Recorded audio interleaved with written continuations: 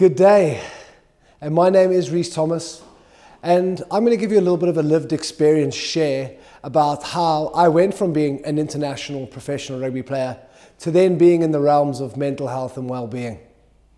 And to do this, I'm going to take us back about 11 years. About 11 years ago, I was playing for the Scarlets in West Wales. I literally thought I had the world at my feet, playing the game I loved. I had a beautiful wife, 4 wonderful kids. I just agreed a very large 6-figure contract to move over to France. And then one day I was in the gym at the Parky Scarlets doing an interval session on the bike when my life literally changed in a heartbeat. So when I ask you to have a look at this image of me on the screen, I want you to be able to just shout out now, just shouting out to Matt about what is it that you see when you look at this image of me on the screen.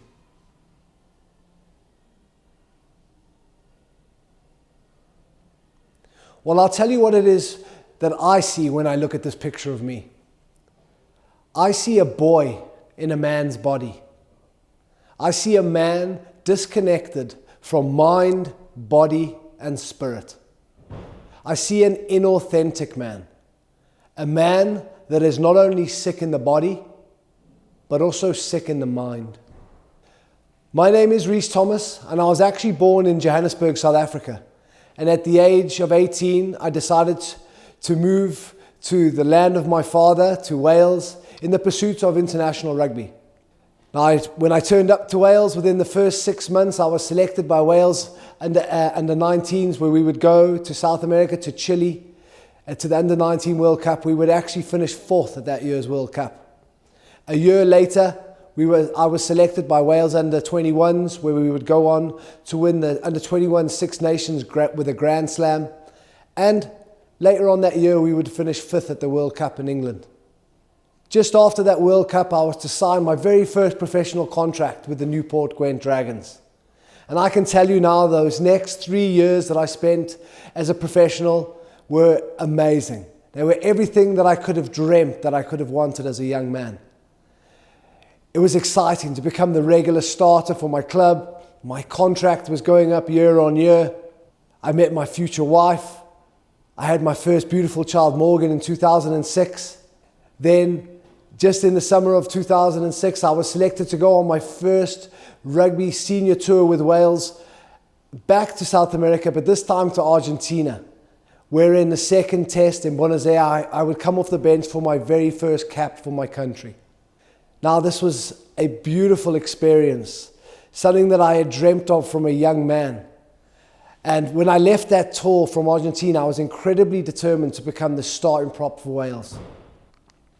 I can now tell you and reflect upon those next 3.5 years that I spent in the Welsh team and tell you that it was everything that I wished it would have been from a young boy, both on and off the pitch.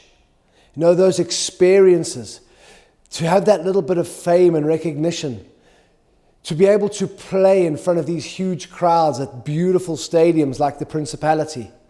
You know, these memories of running out in front of 75,000 people, hearing that noise, the crowd screaming for you to succeed, to sing this beautiful anthem. It is such an amazing experience, something that I will never forget. One thing though, however, is that I never really can remember the match day experience. It was always quite a blur to me. But there was one thing that I can remember very well, and that was the night out afterwards. Now, it's one thing playing in front of 75,000 people in Cardiff. It's another whole ball game, going out in town, in your black tie, having played for Wales. Everywhere you go, it's red carpet treatment, VIP, free alcohol, people offering you drugs, women throwing themselves at you. Just remembering that 5 years prior, I was just a working class boy from Johannesburg. The next thing you know, I think I'm the king of Cardiff. And this began to have a massively detrimental impact on my ego. And slowly, over those next few months and years, I started to take unnecessary risks. I started to make poor decisions, bad choices. And eventually, by the end of 2009, the Welsh management had seen enough. I was getting locked up off the pitch for doing all sorts of stupid things. And eventually, when they let me go out of that squad, my pride and my ego was hurt big time. But instead of just doubling down and maybe admitting that the size of the occasion had got the better of me, I went the other way. I fell out of love with the game. I left the Dragons and moved down to the Scarlets on what was at the time the biggest contract for a prop in Wales. But needless to say, my first 2 years with the Scarlets was not good at all. I was injured for almost the entirety of the first 2 seasons.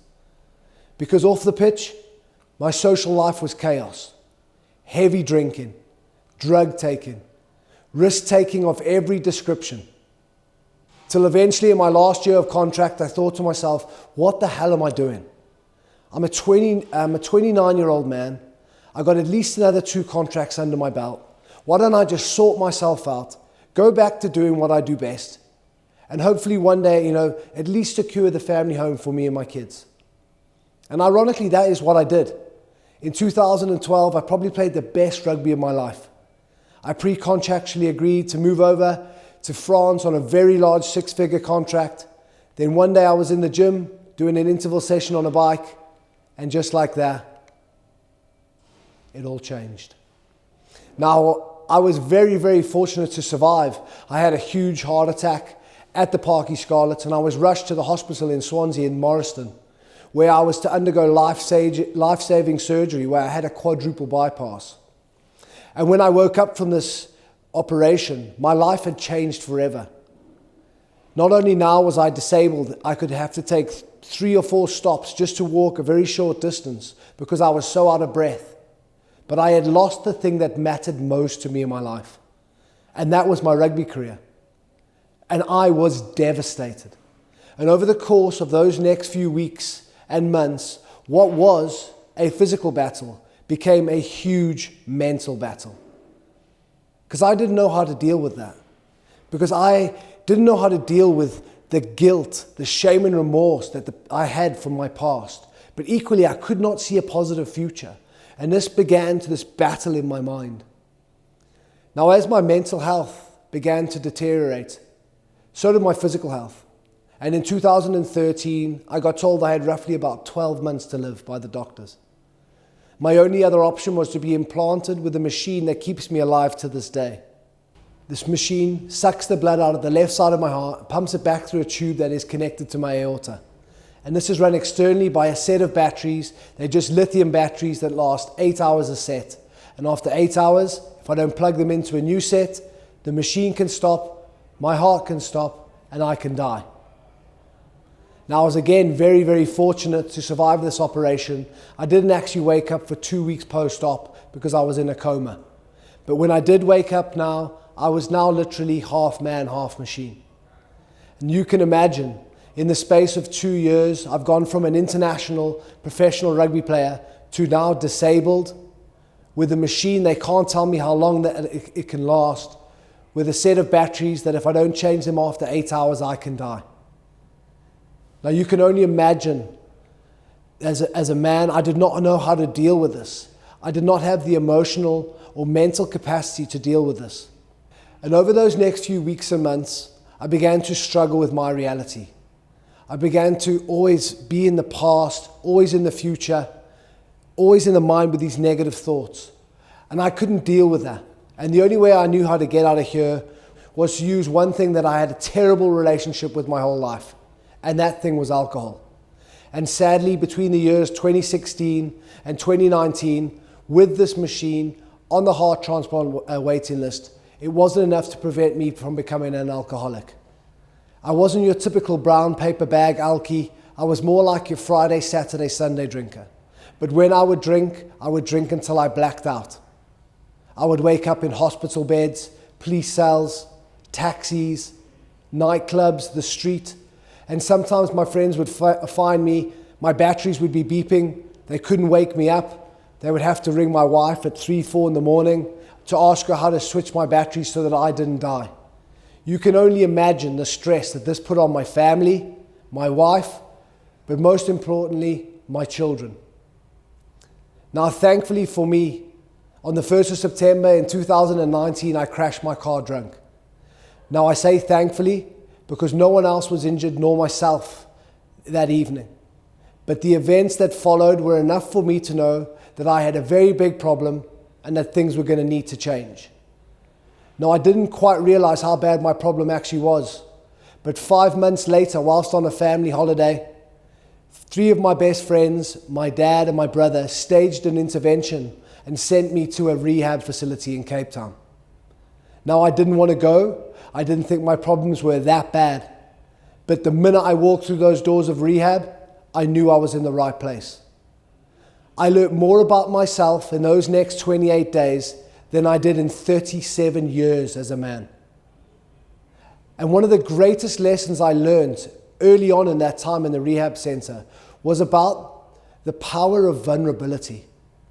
To be able to be surrounded by complete strangers, addicts of every description, and be able to share with them in an environment without judgment about my suffering, my sadness, my grief. And slowly over those next few weeks, I began to address some of those damages and these thoughts that were going on in my mind. And this allowed me to ask some fundamental questions. And one of those was about how much had fear impacted my life. From a young man, the fear of rejection and confrontation, to then through my career, the fear of failure and judgment, to then after my heart attacks, the fear of death and the unknown. And this led me to ask one of the greatest questions I ever asked myself. And it's a question I'm going to ask you here today.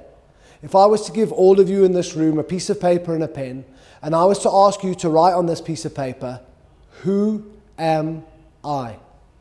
Who am I? Would you know? And if you don't know, that's okay.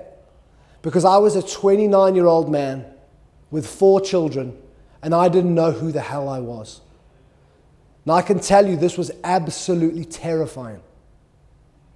But the one thing that I knew from this point was that I couldn't continue to live in the way that I had, because I had lived a life without a value system, without a moral compass. And from this point, I also needed to know that I needed a purpose, because 2 things happened when I lost my career. One thing was I lost my identity, and the other one was I lost my purpose. And when I lost those 2 things, my life went down the drain. So one thing I knew is I needed to have a clear why. And for me, my why was my children.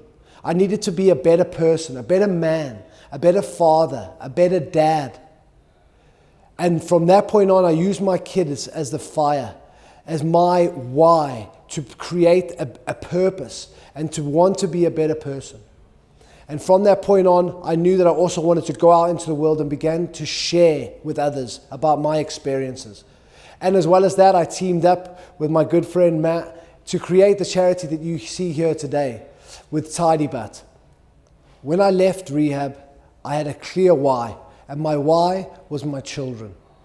That was why I wanted to change. And then my purpose then was to help others. I wasn't sure how initially, but when I began to share my story with others, I then also came out of back to Wales, out of rehab, and joined up with my good friend Matt to create this charity that you see today at TidyButt.